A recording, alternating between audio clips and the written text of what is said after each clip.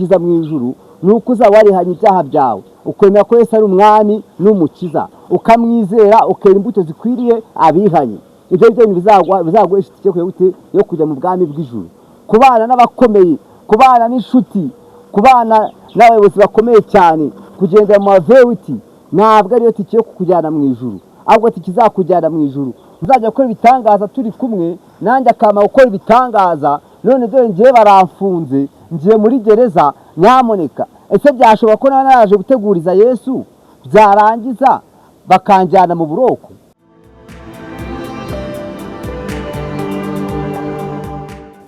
Murakoze. Mukanya nimaze kubibwira ku kiganiro cyahise, n'undi ni Pastor Aimable w'Umuhoza, umukozi w'Imana urimo kuvugira Imana mu gihe n'iki ngiki kigoranye kandi kiruhije. Nshuti bavandimwe, rero nagira ngo dutangize indirimbo irimo kumfasha mu minsi ya none, umuririmbyi wa 218 irimo ivuga ngo kubana na Yesu iteka mu ijuru bidutera umunezero bikatwishimisha. Iyi ni indirimbo igifasha mu minsi ya none, ndimo kumva shaka kubana na Yesu cyane, nkibanira na Yesu kuko mbona kubana n'inshuti zano hanze rimwe na rimwe bijya bidakunda, zikakuryajya zikakubeshya, ariko mu kubana na Yesu ni inshuti iruta izindi zose. Kubana na Yesu iteka mu ijuru bidutera umunezero bikatwishimisha. Mwisi ndi umushyitsi sinzayihoramo, ahubwo ndi mu rugendo runjyana mu ijuru. Mwisi ndi umushyitsi sinzayihoramo, ahubwo ndi mu rugendo runjyana mu ijuru. Ururwo rw'Imana ajya runyereka, ndurora rushiriye arumishuriye, bituma nifuza cyane kugerayo. Niho mwandu w'Abimana Yerusalemu nshya, bituma nifuza cyane kugerayo. Niho mwandu w'abizera Yerusalemu nshya. Pawulo yaravuze ati tuzabana iteka ryose n'Imana, niko tubisoma.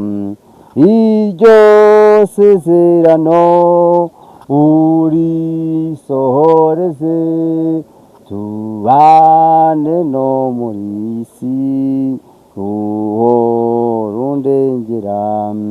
Iryo sezerano urisohoreze, tubane no muri iyi si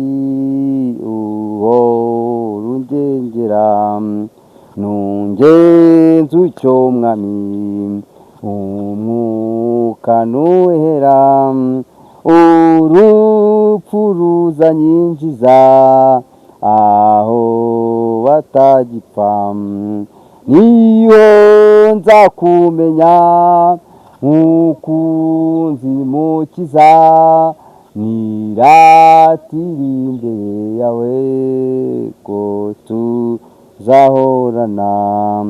Niyo nzakumenya mukunzi mukiza, niratira imbere yawe ko tuzahorana. Haleluya. Ngo uyu muririmbyi aranezereza cyane. Ndibuka umunsi umwe nari ndwaye, numva mbese numva ko urupfu rwaje, numva ko ngiye gupfa, kandi ko nanapfuye, ariko ngiye kumva numva indirimbo iraje ngo kubana na Yesu iteka mu ijuru. Bango igiteje akavuga ngo urugo rw'Imana ajya runyereka ndo warunyegereye arumishuriye, ngo bituma nifuza cyane kugerayo, ngo niwo mwandu w'Imana Yerusalemu. Abandi cyatuvuga ngo Pawulo yaravuze ati tuzabana iteka ryose n'Imana, niko tubisoma. Aravuga iryo sezerano ngo urinsohoreze, ngo tubane no muri iyi si uhora undengera. Haleluya. Uwiteka Imana yacu aturengere muri iyi si, tubane na Yesu muri iyi si. Numviye cyane tugiye kwijambo ngo kubana na Yesu, kumenyana na Yesu. Iyo wamenyanye na Yesu hari ikintu gihinduka, iyo wamenyanye na Yesu hari ibintu bihinduka kuri wowe. Umuntu wamenye Yesu bakaganira, hari ibintu bihinduka bikigirayo, akagira imico nk'iya Yesu, akabana na Yesu. Ariko icyo cya kane bavuga ngo nungenze icyo mwami, ngo umwuka nuhera. Haleluya. Umuntu wese ari igihe umwuka kizagera uhere, ariko ngo umwuka nuhera, ngo urupfu ruzanyinjiza ngaho batagipfa, ngo nibwo nzakumenya nk'uko unzi Mukiza, ngo niratire imbere yawe ko tuzahorana. Haleluya. Tuzahorana n'Imana yacu. Hari iyi si tuyibamo, tukanayitindamo, tukagira ibibazo muri iyi si, tukayikunda. Ariko ashobora kubwira mwene data muvandimwe ukurikiranye iyi televiziyo, ndavuga ngo iyi si turi abashyitsi n'abimukira, ndetse n'ikimenyimenyi kimara imyaka 70, ngo ukabije akarenzaho 10 akagira 80, iyo ngiyo akaba ari ya myaka y'agahinda no kwiganyira, ya myaka y'ubukecuru ari gusaba uwo wimye, handi turashaka kwivomera amazi, iyo niyo ya myaka irengaho. Haleluya. Ngo nibwo nzakumenya ko unzi Mukiza, ngo niratire imbere yawe, ngo yuko tuzahorana. Ni ijambo nyamukuru, ni ukubana na Yesu. Ndagira ngo dumuri tugiye gusoma ijambo ry'Imana, n'ubundi turasanga muri Matayo. Ni ijambo nkunda kurisoma, nkunda no kuryigisha. Ushaka kumva atari bwa mbere ryigishije, ariko ni ijambo ryiza cyane, ijambo ryo kubana na Yesu. Yesu yabanye na Yohana, ndetse banabana bataravuka. Ngo Mariya cyangwa se Abagatolika ngo Bikira Mariya gusuhuza Elizabeth mutagatifu, ngo maze ngo barahoberana, ngo ari mu byara we. Bamaze guhoberana, ngo umwana wo mu nda ya Mariya arisimbiza, no mu nda ya Elizabeth arisimbiza. Haleluya. Barahoberanye n'abana barahoberana, batangira kubana icyo gihe. Ngo rero nagira ngo nkwibwira ngo ubane na Yesu, kuko ushaka gusanga mu nshuti zose ufite wabana nazo mugatandukana. Ejo twavuye gushyingura umuntu, umushumba aravuga ngo umuntu baramushyingura, abati inshuti zakundaga uyu muntu byarangiye, ahubwo bakunda abana biwe. Umuntu murakundana agapfa kagenda, ariko Yesu byanga bikunda murakundana mugahorana, ndetse no mu ijuru tuzabana igihe cyose. Tugiye gusoma ijambo ry'Imana, turasanga hano muri Matayo ibice 3. Ibice 3 turasoma rere ku murongo wa mbere. Umutwe w'amagambo ngo Yohana umubatiza yigisha abatiza. Icyo gihe Yohana umubatiza araza yigishiriza mu butayu bw'Yudaya, ati mwihane kuko ubwami bwo mu ijuru buri hafi. Kandi niwe wavuzwe n'umuhanuzi Yesaya ngo ijwi ry'urangura mu butayu ati nimutunganye inzira y'Uwiteka, mugorere inzira ze. Yohana uwo yari yambaye umwambaro w'ubwoya bw'ingamiya, abutenyeje umushumi, ibyo kurya bye byari inzige n'ubuki n'ubuhura.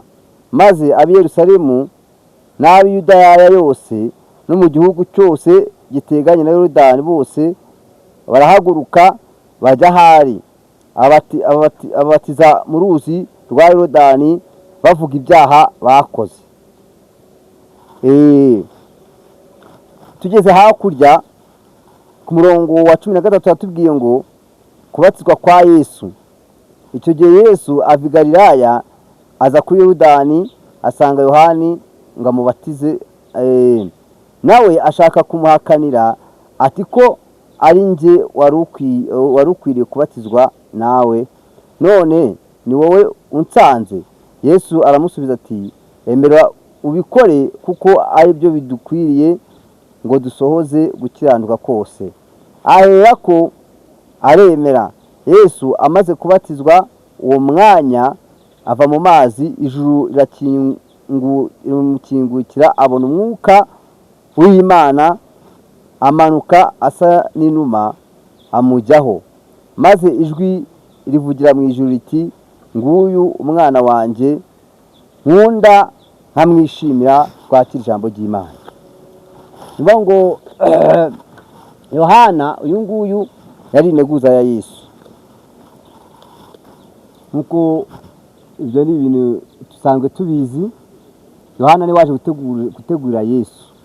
Arangiye ngo Yohana ajya mu butayu, atangira yigisha abantu, arabahamagara, aravuga ati nimuze mwihane, ubwami bw'Imana buri hafi.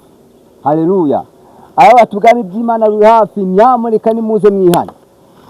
Ngo abantu baturuka mu bihugu byo hirya n'ibyo hino, abakikije Yorodani bose baraza. Yohana ngagira gute? Ngarababatiza. Ariko ngo kubabatiza ngo bakajya bihana ibyaha byabo. Niyo mpamvu ikintu ijambo nyamukuru ni ukwihana ibyaha. Iyo ushaka kubana na Yesu urabanza ukihana ibyaha. Iyo wihanye ibyaha ubana na Yesu, kuko Yesu aratunganye kandi abana n'abatunganye.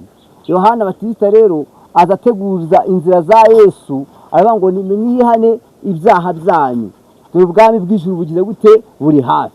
Nagira ngo mbwire bene data, inshuti zanjye, muze twihane ibyaha byacu, kuko bimaze kwihana ibyaha nicyo kintu cya mbere kigwa kizakugeza mu bwami bw'iki? Bwo mu ijuru.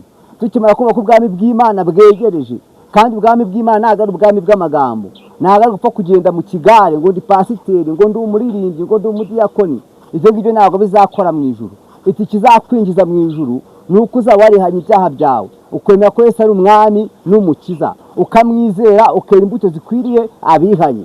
Ibyo ngibyo bizaguhesha itike yo kujya mu bwami bw'ijuru, kubana n'abakomeye, kubana n'inshuti, kubana n'abayobozi bakomeye cyane, kugendera mu mavewiti, ntabwo ariyo tike yo kukujyana mu ijuru. Ahubwo tike izakujyana mu ijuru ni uko uzaba warihanye ibyaha byawe.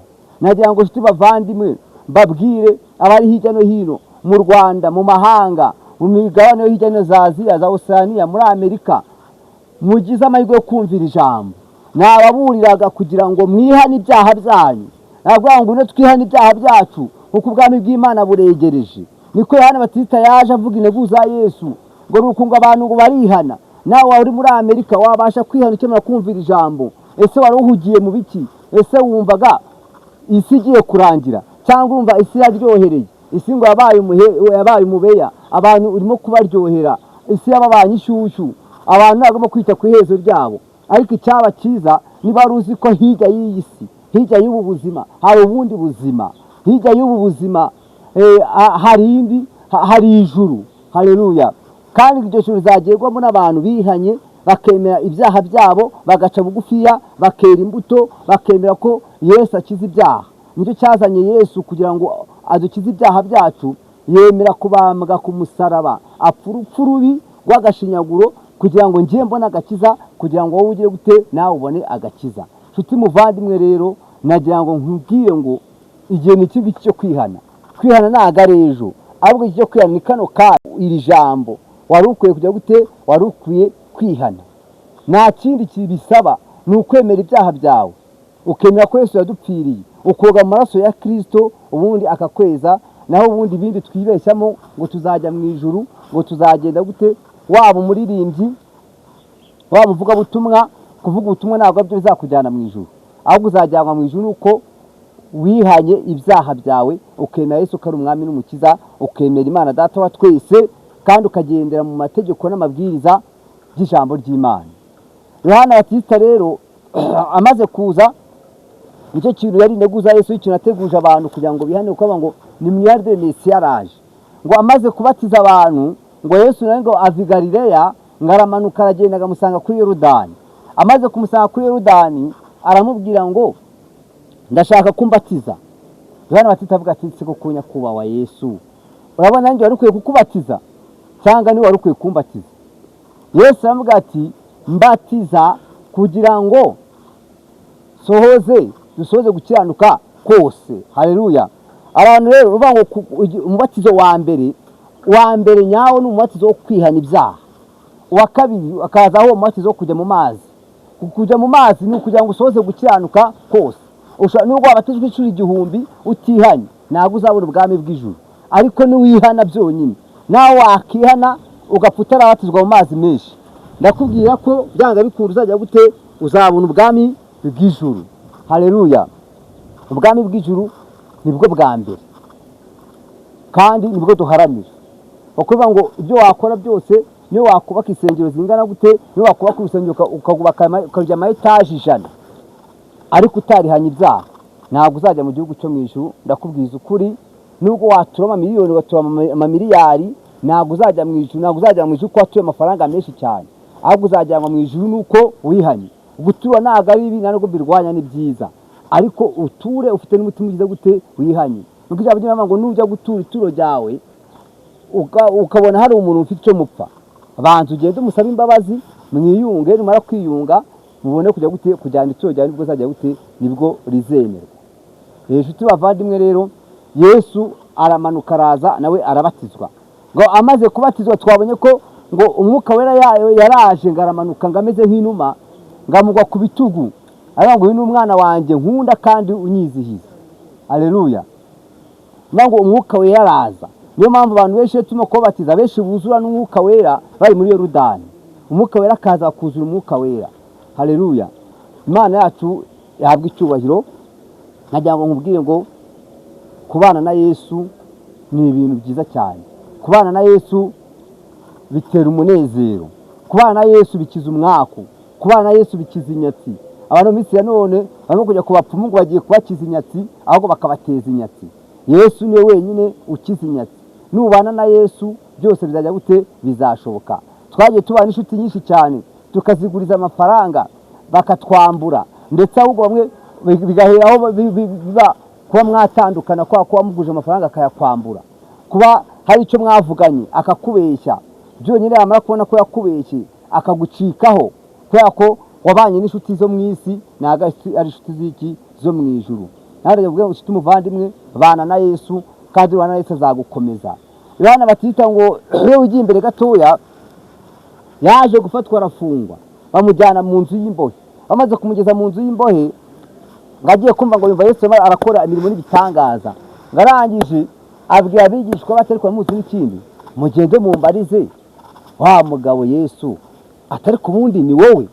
Uburoko bumuriye atangira gushidikanya, uburoko bumuriye atangira ngo nzi ko Yesu naje guteguriza azajya gukora ibitangaza turi kumwe, nanjye akama gukora ibitangaza. None dore ngiye baramfunze, ngiye muri gereza, nyamuneka ese byashoboka ko naje guteguriza Yesu byarangiza bakanjyana mu buroko, bakaba bamfunze Yesu kandi afite ko yamfunguza?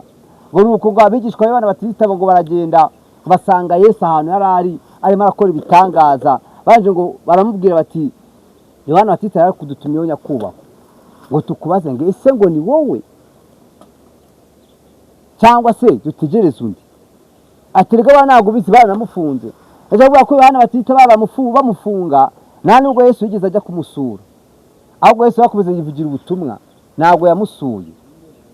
Birashoboka ko Yesu wakiza Yesu umwami n'umukiza, wari uzi kugiye kugenda ukaba ugiye kugenda ahantu hatunganye neza, ugiye kugenda ukajya mu mudamararo. Birashoboka ko wakemera Yesu umwami n'umukiza ugahura n'intambara, ugahura n'ibibazo, ugakubitwa, ugatotezwa, kandi warizeye Yesu kandi anawuvugira. Yesu akakwihora akabireba. Uko uruvuga ngo uyu musirikare amaze gutozwa avuye ku ikosi, ubundi baramukomandinga afande akamara ngo tugiye gufata hariya hantu. Iyo bagiye kuhafata rero umusirikare bamuha imbunda n'amasasu, bakamuha n'ibyangombwa. Ntago avuga ngo niba murasanga azavuga ngo ndagenda ngo ujye kuvuga ngo komanda barandashe, ahubwo uvuga ngo arishakishiriza kandi ahana akajya guti akahafata. Natwe rero ushaka gukorana na Yesu, ukaba uri muri Yesu, ukamukirisitu, ukamubwiza butumwa, ariko intambara zikaba zihari. Uko muri njye bizo intambara ntabwo zizabura, ariko dore Yerusalemu ngiriya ngo Yesu aje kututwara. Yesu yazadusanga mu ntambara. Javuga ngo muri njye yavuze ngo murinze menyesha igihe ngo wacu se ngo ni imuheru. Aravuga ngo dore jongo ryijimye cyane ngo buracya hanyuma. Haleluya! Araje ngo murwanyi we ngo cyo mbwira nawe. Nanje ngamubwira ngo dore urugamba ruzakira guma mu ntambara. birashoboka ko wakora umwami Yesu ukaba uri mu ntambara, natwe turamukora tukaba turi mu ntambara, kandi tukaguma neza mu ntambara. Urugamba urwana narwo umenye ko byanga bikunze no guharanira kuzambikwa ikamba ry'inyenyeri mu gihugu cyo mu ijuru, kwa ko wakoreye umwami Yesu kandi ukagendana nawe mu ntambara ahuye nazo ukabasha kuzitsinda. Mu ijuru hazagerwaho n'umuntu wabashije gutsinda urugamba rwo muri iyi si, kuko turi muri iyi si tudufasha igihe mu ntambara. Uzatsinda intambara zo muri iyi si, uwo ngo n'uzanesha nawe uzambikwa ikamba ry'ubugingo. Murakoze rero, nagira ngo utekereze uko ubanye na Yesu. Ese mu minsi ya none ubanye na Yesu neza? Ese mu minsi ya none Yesu ni inshuti yawe nkuru, cyangwa hari izindi nshuti urimo kurutisha Yesu? Hari igihe ushobora kwinjira mu bintu, wakinjira mu butunzi ubutunzi ukaburutisha Yesu, ababyeyi ukabarutisha Yesu. Ibyo ngibyo byari bago nibyo bita gusenga ibigirwamana cyangwa se kwizera ibigirwamana, kuko Yesu niyo muntu wa mbere. Ikintu cyose kirutisha Yesu ni ikigirwamana. Nagira ngo rero dutekereze aho muri hirya no hino, ese urumva umutima wawe bimeze bite? Ese ntabwo warataye inshuti yawe Yesu? Ese wagarutse kuri Yesu? Niba waragarutse kuri Yesu rero mwikomezeho, tuyikomeze kuri Yesu, kuko ngo tuyikomeze ku rutare, urutare ni Yesu. Haleluya. Nagira ngo rero utekereze neza, tugiye gusenga Imana, utekereze kuri Yesu kandi mwikomezeho, uko niwe wijyanzwe kandi aryo byabaye bikomeza ifuruka. Urakoze rero, tugiye gusenga Imana, ukomeze ukurikirana ijambo ry'Imana. Tuzakomeza tuganira n'ubundi, ntabwo ngiye bitazagaruka, n'ubundi tuzakomeza tuganire. Data wa twese wo mu ijuru, unyihanganire maze iminsi ndwaye gripe n'inkorora, ariko dusenga Imana. Turagushimye Imana yacu, tugushimye neza kwa Imana, tugushimye ko waturinze, abanye natwe kandi wavuga icyubahiro. Uyu munsi ngwino yigaragaze wari natwe, kandi ijambo twerekeje iminsi n'imbaraga nyinshi cyane. Turakoze ko byumvishe mu izina rya Yesu. Amen.